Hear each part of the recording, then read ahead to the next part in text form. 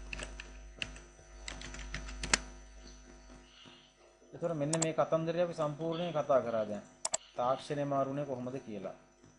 එහෙනම් ප්‍රශ්නයකට යන්න පුළුවන් අපෝ. දැන් මේකේ දෙවෙනි ප්‍රශ්නෙට උත්තරේ දෙන්න බලන්න.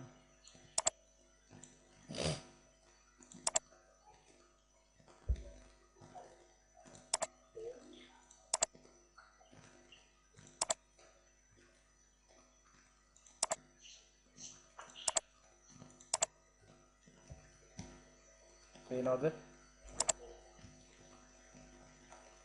ස්ක්‍රීන් එක පේනවනේ.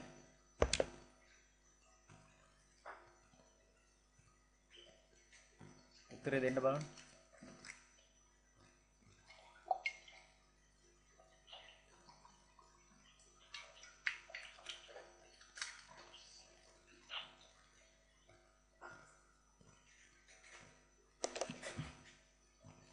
ශුද්‍ර පරිපතේ මයික්‍රෝ ප්‍රොසෙසර් මොන પરම්පරාවද?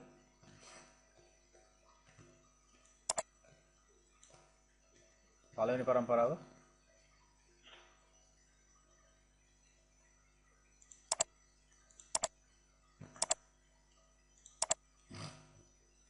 කියන්න. බලන්න ආපහු මේක. ශුද්‍ර සකසනය කීයද? හතරවන પરම්පරාව. එහෙනම් උත්තරේ මොකද්ද? හතරවන પરම්පරාව. මේ තියෙන්නේ සිව්වන પરම්පරාව. හරි. මෙතනින්ම තව ප්‍රශ්නයක් අහන්නම්. පළවෙනි પરම්පරාව නියෝජනය කරන්නේ කුමන තාක්ෂණයේද?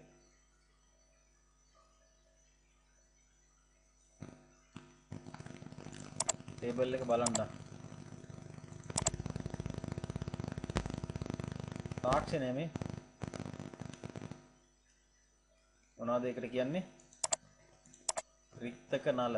දෙවන પરම්පරාව.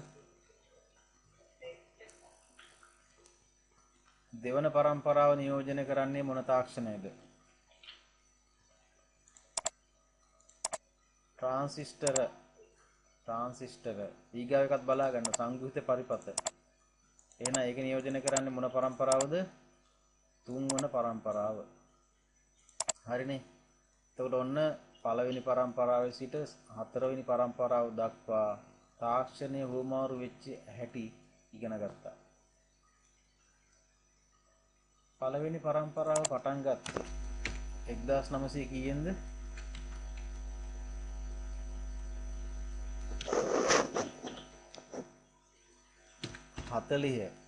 40 ඉඳලා අවුරුදු කීයක්ද?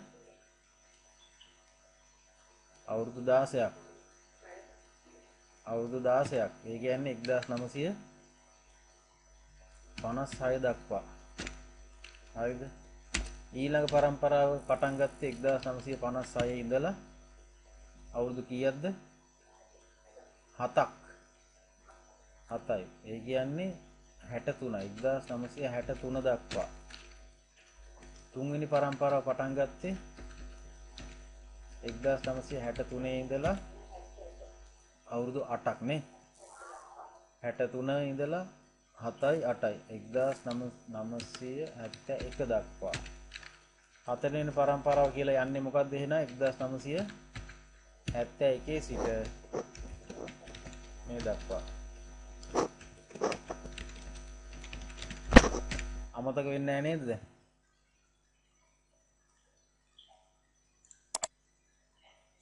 හරි. ඔන්න තියෙනවා තවත් ප්‍රශ්නයක් එහෙනම් ඒකටම අදාළ උත්තර දෙන්න බලන්න.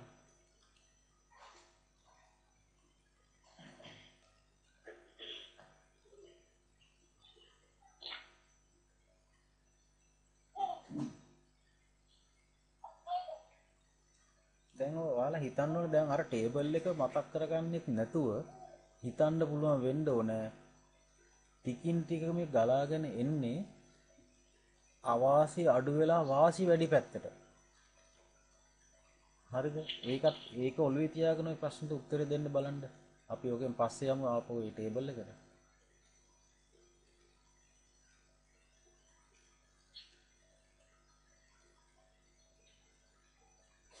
දෙවන પરම්පරාවේ පරිගණකවල පැවති විශේෂ ලක්ෂණ දෙකකි. පෙර යන්ත්‍රවලට සාපේක්ෂව අඩු විදුලි බලය භාවිතය සහ ප්‍රමාණය කුඩා වීම. හරි නේද ඒක? අනිවාර්යයෙන්ම පෙර පරම්පරාවලට වැඩිය මේ වාසි එනවනේ. එහෙනම් පළවෙනි එකම හරි කියලා පේනවා අපිට. දෙවෙනි එක බලමු. ප්‍රමාණයේ විශාල වීම සහ රික්තක නල භාවිතය. හරිද ඒක? දෙවෙනි පරම්පරාවේ රික්තක නල නැහැනේ. දෙවෙනි පරම්පරාවේ ට්‍රාන්සිස්ටර් නේ. තුන්වෙනි උත්තරේ බලමු. ශුද්ධ පරිපථ සහ අඩු විදුලි බලයේ භාවිතය. ශුද්ධ පරිපථ පාවිච්චි උනේ මොන පරම්පරාවේද? මයික්‍රෝචිප්ස්. මයික්‍රෝචිප් චිප් පාවිච්චි උනේ හතරවෙනි පරම්පරාවේ සිට මේ දක්වා. ඔව් එහෙනම් ඒ උත්තරෙත් වැරදි. අනුකලිත පරිපථ සහ අඩු විදුලි බලය. අනුකලිත පරිපථ අර සංග්‍රහිත පරිපථ.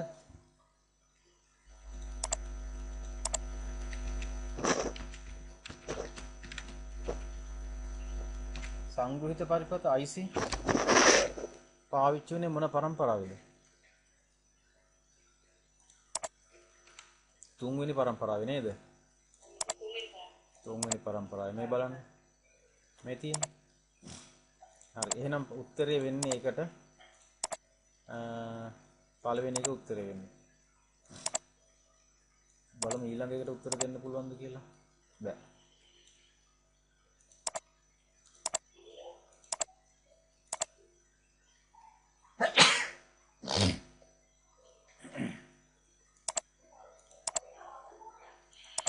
හරි. එහෙමනම් ඔන්න පරිගණක පරම්පරා ගැන වුණ ප්‍රශ්න කීපයකුත් විසඳුවා.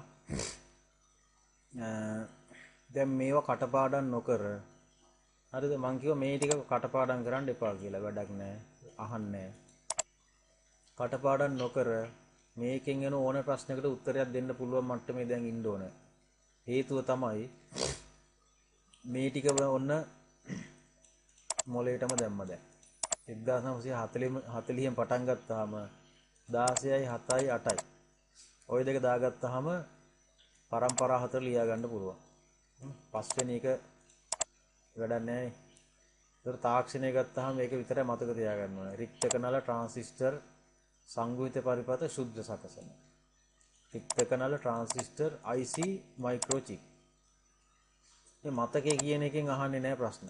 චුම්බක බෙරද චුම්බක දඬුද මතක පරිපථ මෙමරි චිප් ඕවෙන් ප්‍රශ්න අහන්නේ සංසන්දනයකට දෙන්නේ කලින් පරම්පරාවට වඩා කියන්නේ කලින් පරම්පරාවට වඩා විශාලත්වය අඩුයි එක්ක වැඩි අන්න ඒ වගේ එකක් තමයි දෙන්නේ අනිවාර්යයෙන්ම විශාලත්වය අඩු වීගෙන තමයි එන්නේ වියදම අනිවාර්යයෙන්ම අඩු වීගෙන තමයි එන්නේ තාපය විමෝචනය වීම අනිවාර්යයෙන්ම අඩු වීගෙන තමයි එන්නේ. දෝෂ අනිවාර්යයෙන්ම අඩු වීගෙන තමයි එන්නේ. භාෂාව මැෂින් භාෂාවේ ඉඳලා උසස් බවට පත් වීගෙන තමයි එන්නේ. හරිනේ? ඔව්.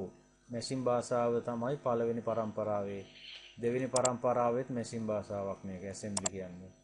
තුන්වෙනි එකේ ඉඳලා උසස් භාෂා. ගැටලු විසඳීම ක්‍රමක්‍රමයෙන් වැඩි වුණා. අහන්නේ නැහැ එකයිද කීපයයිද දහස් ගානයිද කියලා. හරි. ක්‍රමක්‍රමයෙන් ගැටලු විසඳීමේ හැකියාව වැඩි වුණා. ආදානය සිදුරු කාඩ්පත් තිබෙ මේ දෙකේම. එතනින් පස්සේ කීබෝඩ් මේ දක්වාම. ප්‍රතිදානය ඒ කියන්නේ අවුට්පුට් මේ දෙකේම එකයි මුද්‍රිත පිටපත්මයි දැන් මොනිටර්. දැන් මුද්‍රිත පිටපත් නැද්ද? තියෙනවනේ. නමුත් ප්‍රධාන එක මුද්‍රිත පිටපත නෙමෙයි ප්‍රධාන එක මොනිටර් එක නේ. එතකොට එහෙමනම් ඔන්න පරිගණක පරම්පරාව කියන එක ගැන කිසිම ගැටලුවක් ආය වරදින්න බෑ. ප්‍රශ්න ඇහෙන්න ඔය විදිහට. මතක තියාගන්න වාසි වැඩි වීම තියෙනවා. මතක තියාගන්න තියෙන්නේ මෙන්න මේක විතරයි. මේකත් පුළුවන් 1940න් පටන් ගත්තා අවුරුදු 16ක් එකතු කරා අවුරුදු 7ක් එකතු කරා අවුරුදු 8ක් එකතු කරා. එතකොට නිකම් මේ ටේබල් එක වලට ගහ ගන්නත් පුළුවන් ඕනනම් පේපර් එක දුන්න ගම. මොනවා හරි ප්‍රශ්න තියෙනවද මේ ටිකේ?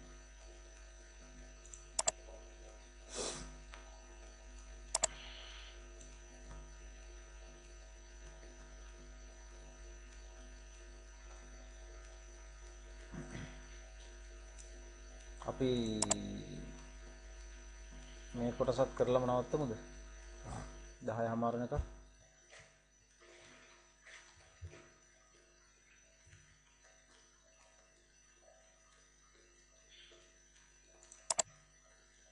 මොකද කියන්නේ?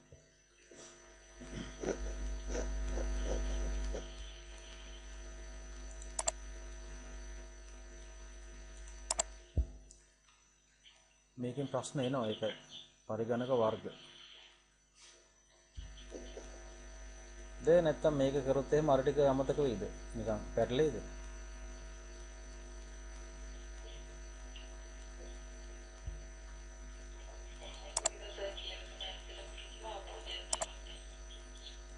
මොකද්ද මට පැහැදිලි නැහැ. සුසන්දි මොකද්ද කිව්වේ?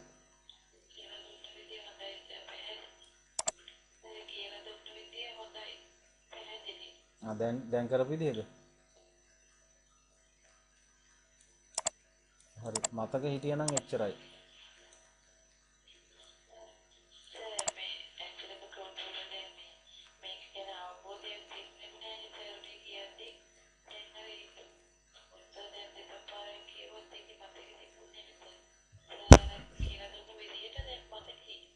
හරි එහෙනම් එච්චරයි. සන්තෝෂයි. මේ එතකොට මම බැලුවේ දැන් ආපහු කරන්න තියෙන්නේ නිකන් ආපහු ඒ වගේම ටේබල් එකක්. හරිද? මේ ඉගෙන ගත්තෙත් ටේබල් එකක්. ඔයාලට මේක කරාට පස්සේ අරකට එක මේක පැටලෙයිද කියලා පොඩි ප්‍රශ්නයක් මට ආවා. ඒකයි මම මේ ඇහුවේ.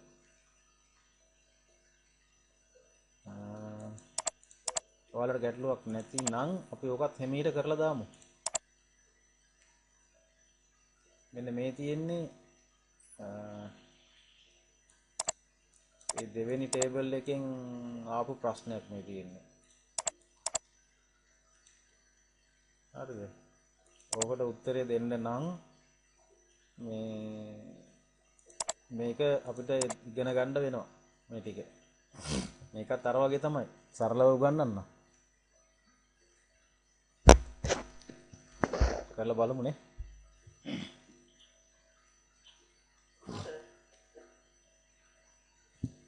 හරි දැන් හැබැයි මෙන්න මෙහෙම එකක් තියෙනවා. දැන් ගොඩක් අය තේරුම් ගන්නවා මේ ගොඩක් අය හිතාගෙන ඉන්නේ මේ පළවෙනි පරම්පරාවේ දෙවෙනි පරම්පරාවේ තුන්වෙනි පරම්පරාවේ හතරවෙනි පරම්පරාවේ පස්වෙනි පරම්පරාවේ පරිගණක තමයි මේ පරිගණක වර්ග කියලා බෙදන්නේ කියලාත් හිතාගෙන ඉන්නවා. ඒක එහෙම නෙමෙයි. හරිද? මේ පරම්පරා ටික දැන් ඉවරයි. ඒ ගැන කතා කරලා ඉවරයි. දැන් මේ පරම්පරාව මේ පරිගණක වර්ග කියලා බෙදන්නේ හතරවෙනි පරම්පරාවේ ඉඳලා හදපු කම්පියුටර්ස් ටික. හරිද? ඒ කියන්නේ නූතන කම්පියුටර් තමයි මේ පරිගණක වර්ග කියලා මේ බෙදන්නේ. එතකොට ඔයාලා හිතන්න එපා දැන් හිතන්න නිකවට මේ පරිගණක වර්ග කිව්වහම සුපිරි පරිගණක පළවෙනි එක. දෙවෙනි එක තමයි මේන් ෆ්‍රේම් පරිගණක. තුන්වෙනි එක තමයි මිනි. හතරවෙනි එක ක්ෂුද්‍ර. එතකොට නිකන් මේ පින්තූර ටික දැක්කහම මේ සුපිරි පරිගණක හෙන්න ලොකුයි මේ. හරි? මේන් ෆ්‍රේම් එක සාමාන්‍යයෙන් ලොකුයි නිකන් ෆ්‍රිජ් එකක් වගේ සයිස් නේ. මිනි කම්පියුටර්ස් නිකන් සාමාන්‍ය අපේ කම්පියුටර් වලට වඩා ටිකක් ලොකුයි. ශුද්‍ර පරිගණක කියන එක අපේ සාමාන්‍ය තියෙන ලැප්ටොප්, ඩෙස්ක්ටොප් ඒවා, ටැබ් ඒවා. එතකොට සුපිරි පරිගණක කියන එක බැලුවහම මේ පළවෙනි පරම්පරාවේ මහා ලොකු දැන් මේ පළවෙනි පරම්පරාවේ කම්පියුටර් එකත් කාමරයක් පුරවන්න තරම් ලොකුයි. එතකොට සුපිරි පරිගණකයක් නිකන් කාමරයක් පුරවන්න තරම් ලොකුයි. හැබැයි මේක පළවෙනි පරම්පරාවේ කම්පියුටරයක් නෙමෙයි. පැහැදිලි නේද? පළවෙනි පරම්පරාවේ කම්පියුටරේ ලොකු වුණාට ඒකෙන් කරන්න පුළුවන් වැඩ එක වරකට එකයි. මේ පේනවනේ. හරි? කාර්යක්ෂමතාව අඩුයි, තාපය අඩුයි. ඒ ටික ඔක්කොම පහු කරගෙන ඇවිල්ලා හතරවෙනි පරම්පරාව එනකොට මයික්‍රෝ චිප් දාලා පොඩි කම්පියුටර්ස් හැදුවා. හැබැයි වැඩ කර ගැනීමේ අවශ්‍යතාවය මත ඒ මයික්‍රෝ චිප් දාලා ලොකු කම්පියුටර්ස් හදලා තියෙනවා. අන්න ඒ ලොකුම කම්පියුටර්ස් වලට තමයි මේ සුපිරි පරිගණක කියලා කියන්නේ. මේවා වර්තමානයේ තියෙන හතරවෙනි සහ පස්වෙනි පරම්පරාවේ පරිගණක. හරි, මෙතන කතා කරන ටික සියල්ලම අති නවීන හොඳම සුපර් කම්පියුටර්ස් මේවා.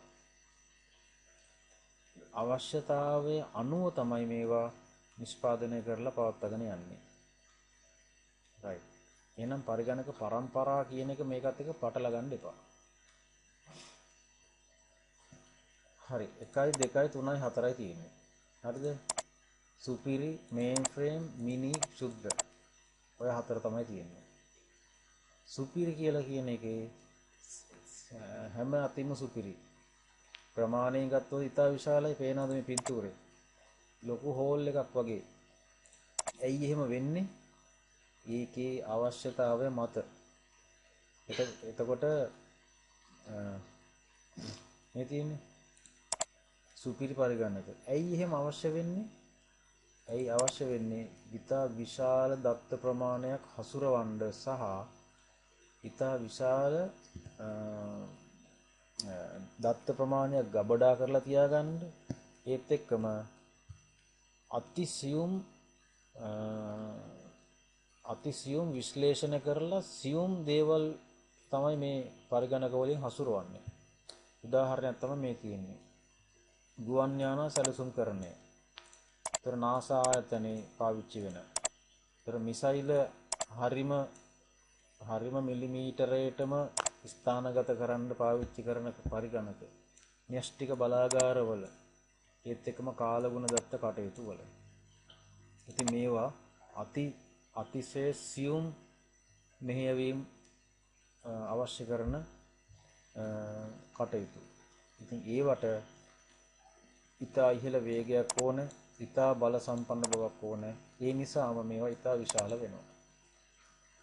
එතකොට විශේෂ අවශ්‍යතා විදිහට මෙතන තියෙනවා මේ AC room අවශ්‍යයි කියලා. ඒකට මිල ගත්තාම ඉතා ඉහළයි. එතකොට මෙන්න මෙතන කියලා තියෙනවා ශුද්ධ සකසන මයික්‍රෝ චිප්. දැන් අපේ කම්පියුටර් එකක මයික්‍රෝ චිප් කීයක් තියෙනවද? නේද? හතරවෙනි පරම්පරාවේ මයික්‍රෝ චිප් ආවේ 1971 පස්සේ. අපේ කම්පියුටර් එකක ඒ කියන්නේ මේ ශුද්ධ පරිගණකනේ අපි ගාව තියෙන්නේ දැන්.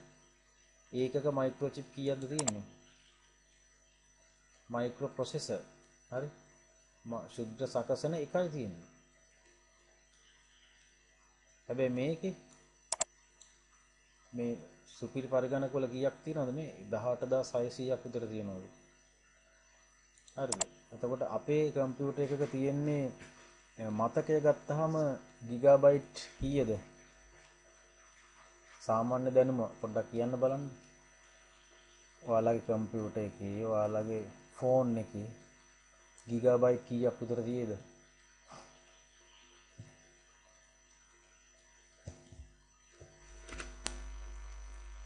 ගිගාබයිට් 2ක් 4ක් 1ක් ඔය වගේ තමයි මතක තියෙන්නේ. නමුත් මේකේ මතකය ගත්තාම ටෙරාබයිට් 693ක්. හරිද? ටෙරාබයිට් එකක් කියන්නේ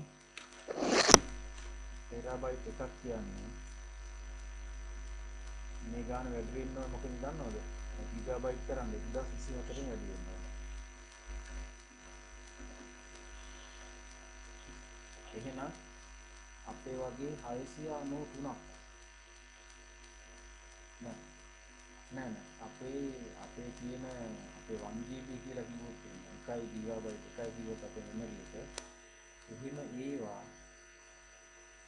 1024 ඒවා 693ක්. හරි, ටෙරාබයිට් 693ක් කියන්නේ. ඒක හිතාගන්න ඒ වගේ තියෙන මෙමරි එක කොච්චරද කියලා. අපේ වර්ඩ් ෆයිල් එකක් ඕපන් වෙන්නත් සෑහෙන වෙලාවක් යනවා නේද? ඒතර ඒ වේගෙන් මෙයාලට මිසයිල ස්ථානගත කරන්න පුළුවන්ද? බෑනේ. ඒ නිසා මෙන්න මෙමරි එක. හાર્ඩ් ඩිස්ක් එකේ ධාරිතාවය පෙටාබයිට්. අපේ කම්පියුටර් එක හાર્ඩ් ඩිස්ක් එකේ ධාරිතාවය කීයද සාමාන්‍යයෙන්? සාමාන්‍යයෙන් අලුතෙන් ගන්න දැන් හොඳම එකක ගත්තොත් එහෙම 500යි ගිගාබයිට්.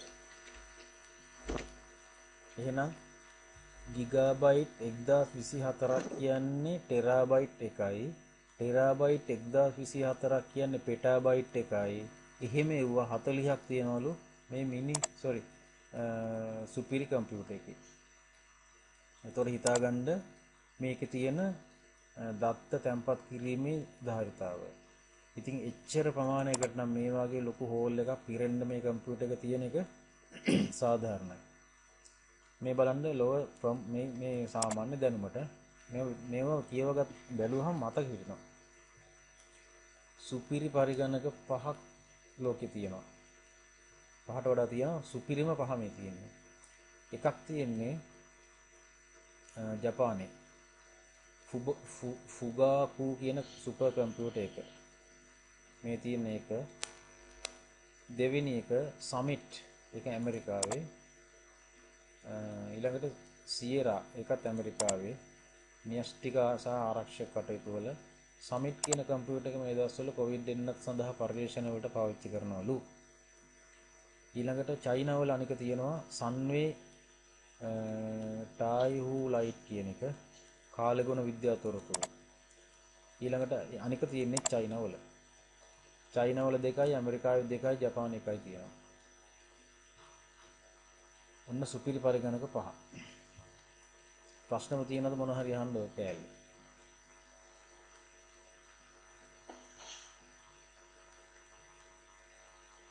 දැන් මෙතනත් අර පරම්පරාව වගේම තමයි ප්‍රමාණයෙන් එන්න කුඩා වෙනවා, බල සම්පන්න බවින් එන්න කුඩා වෙනවා, වේගයෙන් එන්න කුඩා වෙනවා. භාවිතය ගැන කියන්න බෑ. විශේෂ අවස්ථා වලින් එන්න වාසිදායක පැත්තට යනවා. මොකද විශේෂ අවස්ථා අඩු වෙනවා. AC room අත්‍යවශ්‍යයි, මේකටත් අත්‍යවශ්‍යයි, මේකට අවශ්‍යයි, මේකට නැත. මිල සාධාරණ වෙනවා. මොකද ඉතා ඉහළයිනේ. අපිට ගත්තාම මේ කම්පියුටර්ස් අපිට වැඩකුත් නැහැ. අපිට මේකෙන් වැඩ ගන්න දන්නෙත් නැහැ, වැඩකුත් නැහැ.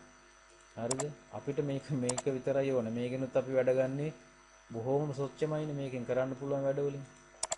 ඒ අවශ්‍යතාවය අනුව මේකේ මිල කියන එක ඇත්තටම දැන් ඉහළයි මධ්‍යමයි අඩුයි කියලා කිව්වට මේක සාපේක්ෂ දෙයක්. ශුද්ධ සකසන ගත්තාම බලන්න එන්න අඩු වෙනවා. මතකයේ ගත්තාම එන්න අඩු වෙනවා. මෘදුතරි ධාරිතාව ගත්තාම එන්න අඩු වෙනවා. එතකොට මේකේ මොකද උනේ? විශාලත්වය අඩු වුණා, වියදම අඩු වුණා, තාපය අඩු වුණා, දෝෂ අඩු වුණා, භාෂාව ලේසි වුණා, ගැටලු විසඳීම වැඩි වුණා. හරි? ඒ වගේ වුණා. මෙතනත් ඒ වගේමයි. විශේෂ අවස්ථා අඩු වෙනවා, මිල අඩු වෙනවා, ශුද්ධ සකසන අඩු වෙනවා, මතකය අඩු වෙනවා, දෘಢ ධාරිතාව අඩු වෙනවා. හරි? බල සම්පන්න බවක් අඩු වෙනවා. නේ? වේගයත් අඩු වෙනවා. හරිද? භාවිතය ගැන කියන්න එපා. එතකොට ඉතින් එහෙනම් මේකේ ඇත්තටම දැන් මතක තියාගන්න තියෙන්නේ මෙන්න මේ නම් 4 විතරයිනේ. මහ ලොකු දෙයක් කටපාඩම් කරන්න නෑ මේ ලොකු ටේබල් එකක් තිබ්බට. මේ ශුද්ධ සකසන කීයක් තියෙනවද කියලා අහන්නේ නෑ. මතකයේ කීයක් තියෙනවද කියලා අහන්නේ නෑ. දුරටතරි ධාරිතාව කොච්චරද කියලා අහන්නේ නෑ. විශේෂ අවශ්‍යතා මොනවද කියලා අහන්නේ නෑ. ඒක මතක හිතේනවනේ. එතකොට වේගය ගැන අහන්නේ නෑ. බලය කියන එක ගැන අහන්නේ නෑ. අහන්නේ මෙන්න මේ නම කියලා සාමාන්‍ය පොඩි තොරතුරක් නිකන් සංසන්දනාත්මක දෙයක් අහන්නේ. දැන් බලමු මෙන්න මේ ප්‍රශ්නේ.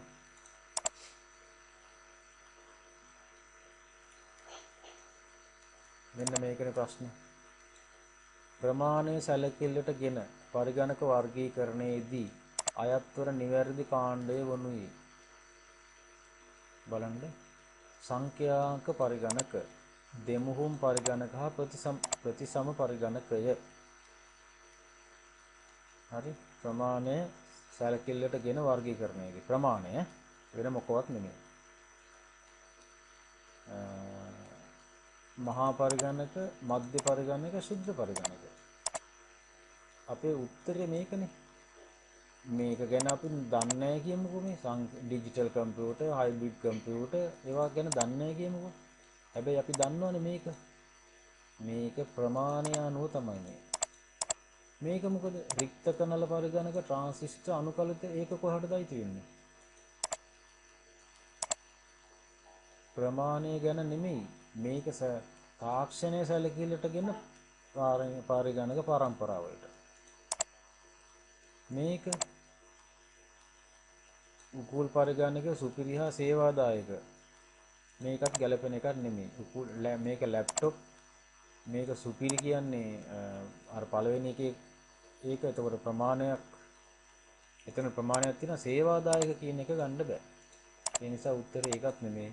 අපි දන්න එකම විතරක් මෙතන අනිත් ඒවා අයින් කරලා මේක ගන්න පුළුවන්. එතකොට කියන්න පරිගණක වර්ග ඔන්න 4යි. සුපිරි, මේන් ෆ්‍රේම්, මිනි, ශුද්ධ. හරිද? පින්තූර 4 මතක තියාගන්නකො. සුපිරි පරිගණකේ සුපිරිම තමයි හැම එකෙම සුපිරි. ප්‍රමාණයෙන් සුපිරි. මේන් ෆ්‍රේම් ගත්තාම ඊට වඩා කුඩායි. හරි? ඊට පස්සේ මිනි කම්පියුටර් ගත්තාම ඔය ඔෆිස් එකේ LGN 1 ව්‍යාපෘතිය යටතේ ඔයගොල්ලන්ට මතකද වෙනම කම්පියුටර් කාමරයක් හැදුවා. ඔය කම්පියුටර් ලොකු පෙට්ටියක් එහෙම ගෙනල්ලා තියලා. මතකයක් නැතුව ඇති. අවුරුදු 5-6කට උඩදී. අන්න ඒක තිබ්බේ මෙන්න මේ මිනි කම්පියුටර් එකක්. මේ වගේ ලොකු එකක්. දැනට ඕනනම් ඔෆිස් එකේ බලන්න අර ආපදා මහත්තයා ඉන්න කාමරේට මෙහා පැත්තේ තියෙනවා ඔය බඩු වගේක් දාලා තියෙන කාමරයක්. ඔන්න ඕකේ තියෙනවා ඔය මේ මිනි කම්පියුටර් එකක්. ඉහිලා බලන්න. ඒතර මේක ගැන කියන්න දෙයක් නැහැ නේ. මේක අපි පාවිච්චි කරන කම්පියුටර් එක. පොඩි සංසන්දනයක් කරමු මේක අවසන් කරන්න කලින්. මේන් ෆ්‍රේම් එකේ විශාලත්වය සුපිරි එකට වඩා අඩුයි. එතකොට මේන් ෆ්‍රේම් එකේ බල සම්පන්න බවත් සුපිරි එකට වඩා අඩුයි. මේන් ෆ්‍රේම් එකේ වේගයත් දැනට අපි පාවිච්චි කරනවට වඩා ඉහළයි. නමුත් සුපිරි එකට වඩා අඩුයි. මේන් ෆ්‍රේම් කම්පියුටර්ස් පාවිච්චි වෙන්නේ මෙන්න මේ ස්ථානවල. ඔය විශාල කුරියර් සර්විස් තියෙන තැන්වල. ගුවන් යාන එතකොට අපි හිතමු එයා ලංකා සුපිරි මේන් ෆ්‍රේම් කම්පියුටර්ස් තියෙයි. සුපිරි නෙමෙයි සුපිරියව තියෙන ගුවන් යාන නිෂ්පාදන සමාගම් වල. හරි? මේන් ෆ්‍රේම් කම්පියුටර්ස් තියෙන්නේ ගුවන් යාන සමාගම් වල. ඊළඟට ටෙලිකොමියුනිකේෂන් අපේ ටෙලිකොම් ආයතනයේ ඇති. දන්නේ මම හරියට. ඉන්ටර්නැෂනල් බැංක්ස් වල. ඇයි මෙවට මේන් ෆ්‍රේම් කම්පියුටර්ස් ඕන වෙන්නේ? සුපිරි නැතුව මයික්‍රෝ මේ කම්පියුටරුත් නැතුව ඇයි මේවම ඕන වෙන්නේ? මෙච්චර බලයක් ඇයි ඕන වෙන්නේ?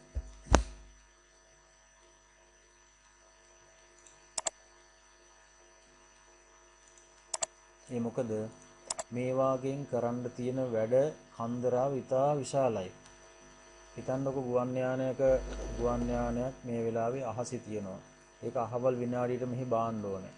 ඒතර මේකේ පරිපාලන කටයුතු සිද්ධ වෙන්න යම් කිසි විදිහකින් ස්ලෝ වුණොත් එහෙම කම්පියුටර් එක අරේ ප්ලේන් එක බාන්න වෙනවා. මේ කම්පියුටර් එක ස්ලෝ වෙලා මොන වගේ තත්ත්වයක් උදා වේද? ඒ නිසා මේ වගේ නිර්වද්‍යතාවය මතක ධාරිතාවය ඒවා ඉතා ඉහළින් ඕනේ. නමුත් මෙච්චරම ඕනේ නැහැ. ඒ නිසා ඇයි මිල ගැන බලන්නත් එපේ. ඒ නිසා ඒ වගේ ශුද්ධ සකසන 168ක් විතර දාලා හදලා තියෙනවා. මතකයේ ටෙරාබයිට් 10ක් විතර. සුපිරි පරිගණකයේ ටෙරාබයිට් 693ක්.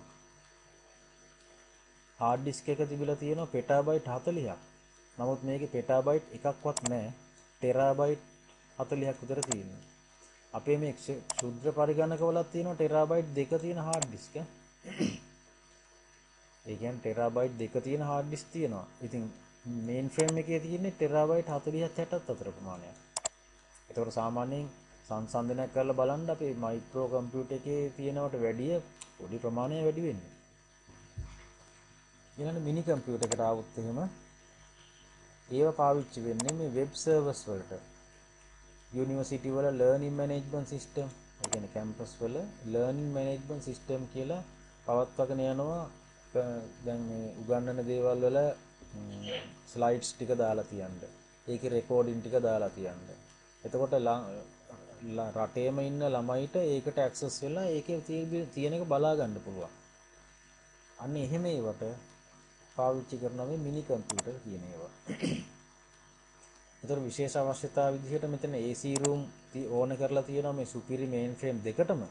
මේකෙත් හැබැයි එහෙම අත්‍යවශ්‍ය නැහැ. දැන් බලන්න මේ LGN එක ගෙනල්ලා අටවපු අපේ ඔෆිස් එකේ කාමරේ AC කරලා තිබ්බද? ඒක අවශ්‍ය නැහැ. ඒකයි මෙතන අවශ්‍යයි කියලා තියෙන්නේ. තියෙනවා නම් හොඳයි, නැත්තම් ඒත් කමක් නැහැ. මිල ගත්තාම මධ්‍යමයි. ඒ නිසානේ LGN එක ස්ථාපිත කරන්න පුළුවන් උනේ.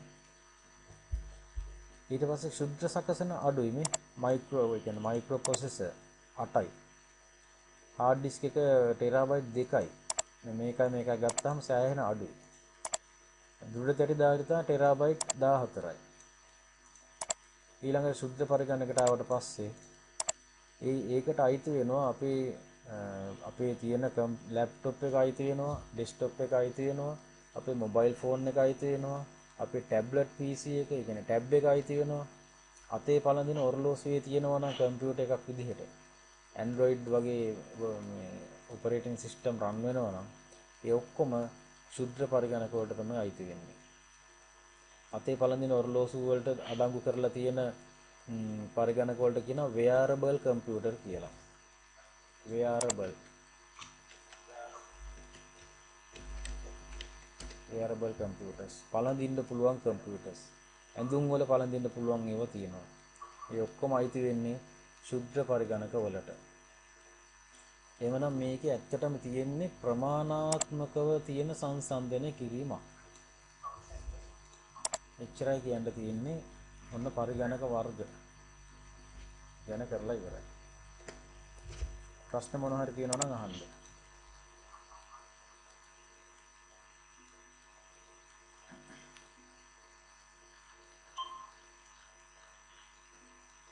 පරිගණක පරම්පරා සහ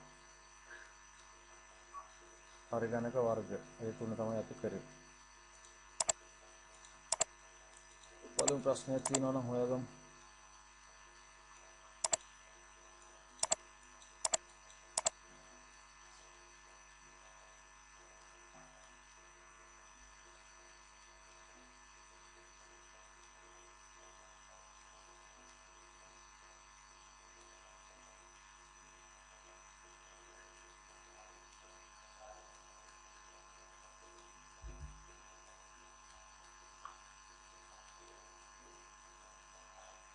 මෙන්න මේ දෙකට උත්තර හොයාගන්න ඔයාලා ඉන්ටර්නෙට් එකකින් අනිත් දවසේ එනකොට උත්තර දෙක අරන් එන්න.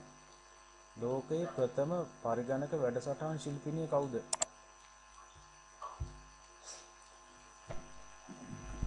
ශිල්පිනිය.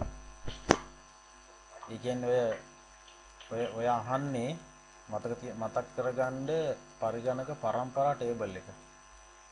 පරිගණක පරම්පරා ටේබල් එකේ මැෂින් ලැන්ග්වේජ් එක කියලා එකක් කිව්ව නේද? මැෂින් භාෂාව. අන්නේ මැෂින් භාෂාවෙන් පරිගණක වැඩසටහන් ලියපු කෙනා තමයි ලෝකේ පරිගණක වැඩසටහන් පළවෙනි පරිගණක වැඩසටහන් ශිල්පිනිය. ඒක කාන්තාවක් එක කරලා තියෙන්නේ. හරිද? මැෂින් ලැන්ග්වේජ් එකෙන්. අන්න එයා කවුද කියලා හොයාගන්න හෝම්වර්ක් එකක් ඊළඟ එක ලොව ඉතාමත් ජනප්‍රිය පරිගණක නිෂ්පාදන සමාගමක් වන IBM ආයතනයේ බිහිවීමට මුල් වූ තැනැත්තා හඳුන්වන නම කුමක්ද? ඒකත් හොයාගන්න. පුළුවන් නම් ස්ක්‍රීන්ෂොට් එකක් ගහගන්න මේකේ. හොයාගෙන අහගෙන මේ ගහගෙන ඒක හොයාගන්න ඉන්ටර්නෙට් එක හරහා. ඔයාගෙන අනිත් දවසේ අපි ඉරිදා කරන්නේ. එදාට අරන් එන්න. එහෙනම් 10:25 වෙලාව. අද ඉගෙනගත්තු දේවල් ටික දැන් ඔළුවේ තියනවද?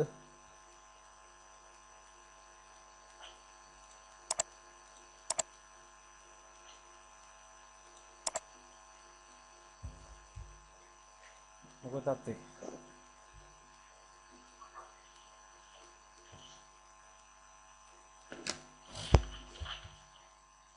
මතක හිටියද? පරිගණක පරම්පරා සහ පරිගණක වර්ග.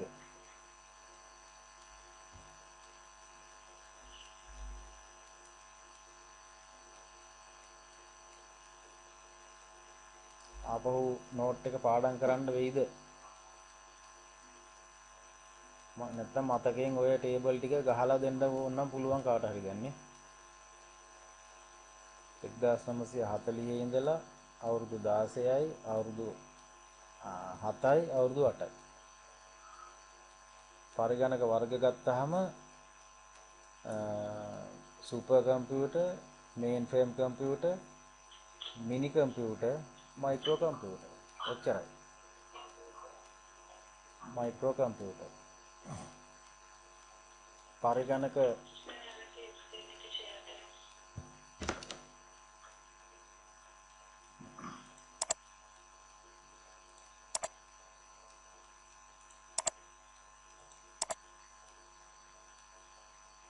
මේකද ඕනේ මේකද ඕනේ.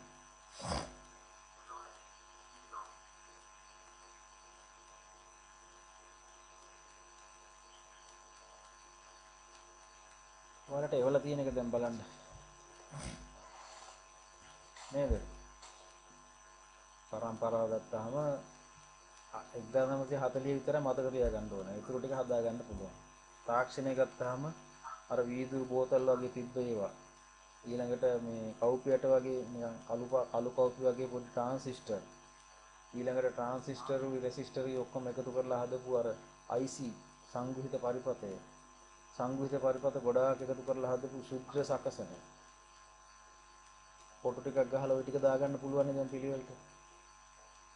එතකොට වෙන ඕන දෙයක් ඔය අතරින් අහුවොත් එහෙම ඔක්කොම දේවල් සංවර්ධනය වීගෙන එන්නේ වාසිදායක පැත්තට.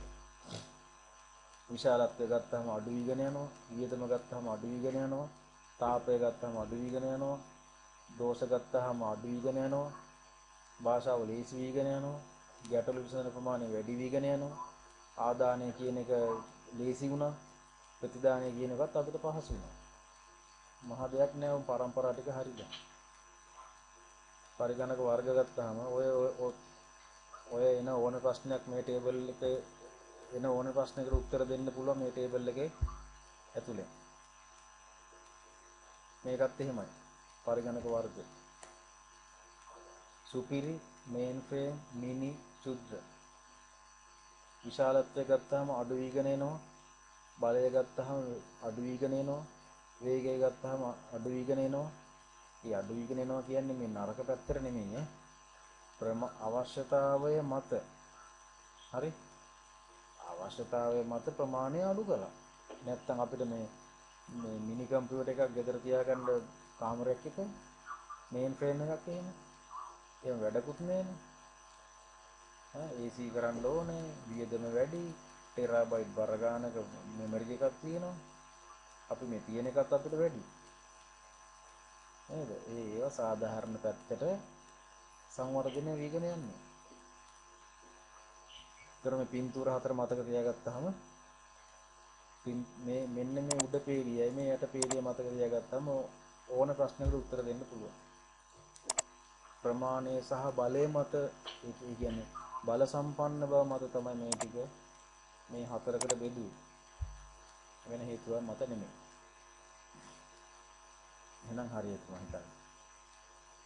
ආයෙ පාඩම් කරන්න දෙයක් නැහැ. දෙන ඕනේ ප්‍රශ්නකට උත්තර දෙන්න පුළුවන්. අපි අද කරේ මෙන්න මේ ටික. හරි.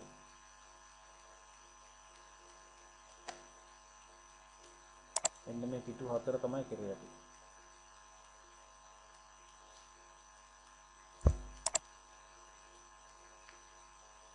මගේ ස්ක්‍රීන් එක ෂෙයා වුණේ නැහැ නේ.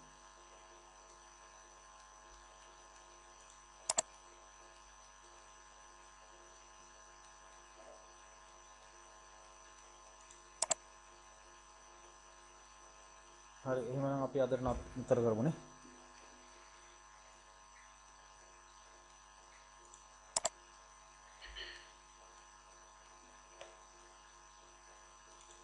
එහෙනම් ලබන ඉරිදා මේ 8:30ට ආපහු හම්බ වෙමු.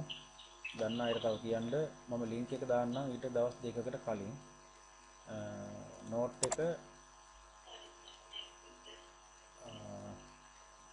නෝට් එක දැන් ඔයාලගේ WhatsApp එකට දාලා ඇති. හරි. ඔව් WhatsApp එකට සම්පූර්ණ නෝට් එක මම දාලා තියෙනවනේ. ඒතකොට ඒකත් පොඩ්ඩක් බලාගෙන එන්න. අපි ඊළඟ දවසේ කරන්නේ ඔය නෝට් එකත් එක්ක ඒකේ තව ටිකක් මම විස්තර කරලා දෙන්නම්. ප්‍රශ්න එන විදිය. එතකොට මෙතනින් ප්‍රශ්න ටිකක් අපි අහලා බලලා එහෙම කරගෙන යමු. හරි. එහෙනම් ලබන ඉරිදා හම්බ වෙමු. ආයිබෝවන්.